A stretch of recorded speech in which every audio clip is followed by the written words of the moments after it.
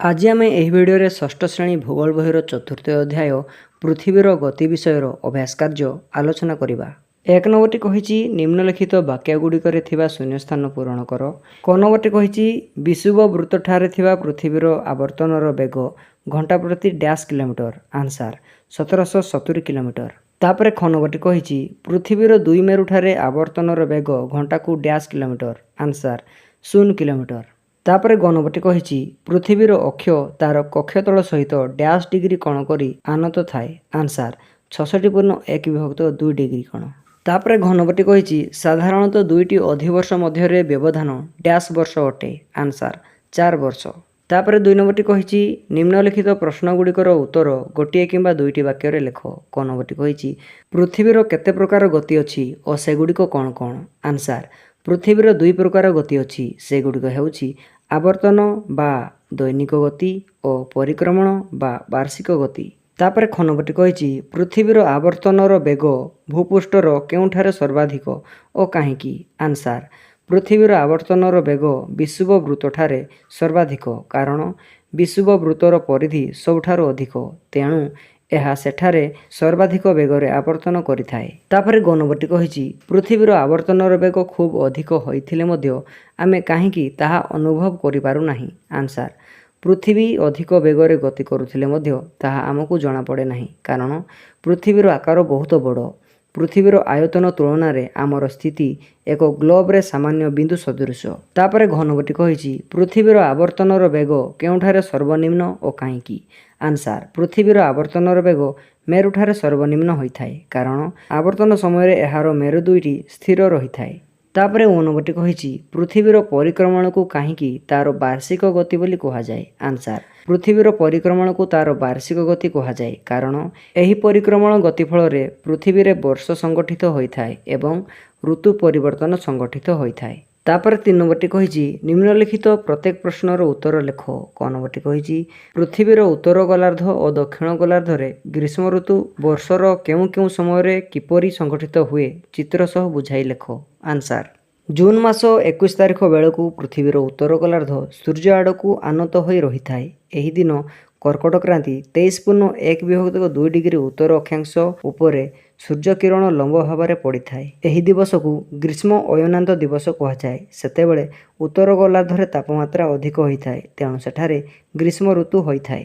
ठीक सेहीपरि डिसेम्बर 22 तारिख बेलू पृथ्वीर दक्षिण गोलार्ध सूर्य आड़कू आनत हो रही थाए एवं मकर क्रांति उपरे सूर्य किरण लंब भाव में पड़ी थाए तेणु सेठारे तापमात्रा अधिक हुए एवं ग्रीष्म ऋतु होता है। तापर ख नंबरटी कही पृथ्वी रे दिन राति किपरि संगठित हुए चित्र सह बुझाई लेख। आंसर पृथ्वी सूर्यंक ठारू किछि दूर रही निज अक्ष चारिपटे प्राय 24 घंटे थरे पश्चिमरु पूर्व को आवर्तन करिथाए।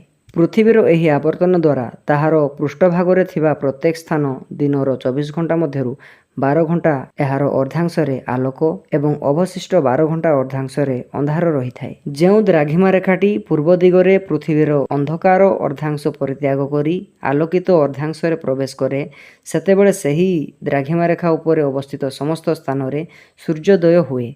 तापरे संपृक्त द्राघिमाटी आवर्तन क्रम रे पूर्व दिग को अधिकरु अधिक अग्रगति करबा हेतु सेही द्राघिमा उपरिस्थ सब स्थान रे दिन क्रमश बढ़ी बढ़ी मध्याह्न अपराह्न और संध्या होइथाए। संध्या परठारु पृथ्वी क्रमश अधिक पूर्व दिग को गति करबा फल रे सेही द्राघिमा उपरे थिबा सब स्थान रे रात्रि मध्यरात्रि एवं पुनः सकाळ होइथाए। एपरि पृथ्वी रे दिन राति संगठित हुए। तापर ग नंबरटी कही पृथ्वीर अक्षदंड तार कक्षतल सहित लंब भाव में थिले भूपृष्ठरे कौन घटता बुझाई लेख। आंसर पृथ्वीर अक्षदंड तार कक्षतल सहित लंब भाव में थिले पृथ्वीर कौनसी मेरु केतेबेले भी सूर्यंक आड़कू ढड़ी रहु न थांता फल उत्तर गोलार्धरे ग्रीष्म ऋतु बेले दक्षिण गोलार्धरे शीत ऋतु कि तार विपरीत ऋतु हेउ न थांता। सूर्यंकर लंब किरण सर्वदा विषुव वृत्त उपरे पड़ु था। सूर्यंकर उत्तरायण गति कि दक्षिणायन गति हो पारि न था। उभय गोलार्ध समान परिमाणर सूर्य किरण पाता। दिन राति सान बड़ हुआ नहीं। मेरुठारे 6 मास दिन कि 6 मास राति हुआ नहीं। उभय गोलार्धरे समान ऋतु अनुभूत हुआ। कर्कट क्रांति कि मकर क्रांति उपरे लंब किरण पड़ता नहीं।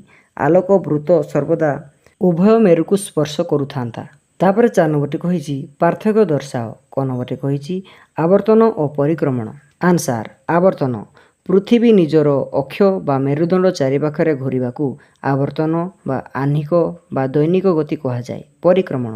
ପୃଥିବୀ ନିଜ ଅକ୍ଷଦଣ୍ଡ ଚତୁଃପାର୍ଶ୍ୱରେ ଆବର୍ତ୍ତନ କରିବା ସଙ୍ଗେ ସଙ୍ଗେ ଏକ ନିର୍ଦ୍ଦିଷ୍ଟ ଉପବୃତ୍ତାକାର ପଥରେ ସୂର୍ଯ୍ୟକୁ ପ୍ରଦକ୍ଷିଣ କରିଥାଏ। ପୃଥିବୀର ଏହି ଗତିକୁ ପରିକ୍ରମଣ ବା ବାର୍ଷିକ ଗତି କୁହାଯାଏ। ଏକ ପୂର୍ଣ୍ଣ ଆବର୍ତ୍ତନ କରିବାକୁ ପୃଥିବୀକୁ ପ୍ରାୟ 24 ଘଣ୍ଟା ବା ବାସ୍ତବରେ 23 ଘଣ୍ଟା 56 ମିନିଟ୍ 4 ସେକେଣ୍ଡ ସମୟ ନିଏ।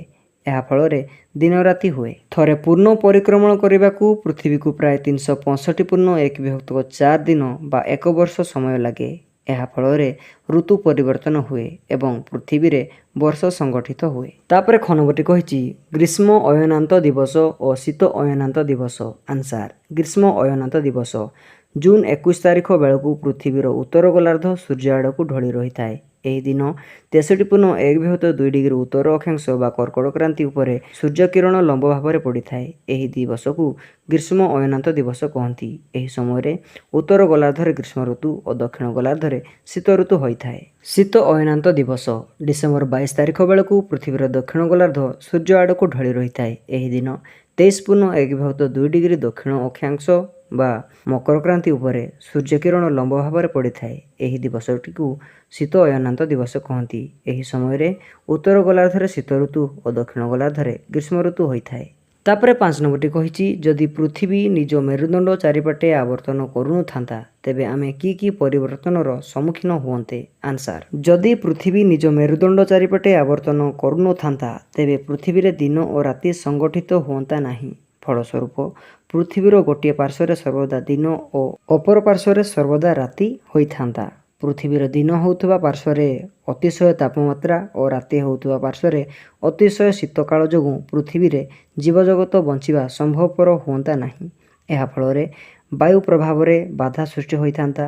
ଜଳବାୟୁରେ ମଧ୍ୟ ଗୁରୁତର ପରିବର୍ତ୍ତନ ହୋଇଥାନ୍ତା। ଯଦି ଭିଡ଼ିଓଟି ଭଲ ଲାଗିଛି ତେବେ ମୋ ଚ୍ୟାନେଲକୁ ସବସ୍କ୍ରାଇବ୍ କରିବା ପାଇଁ ଜମାରୁ ବି ଭୁଲିବେ ନାହିଁ। Thank you for watching.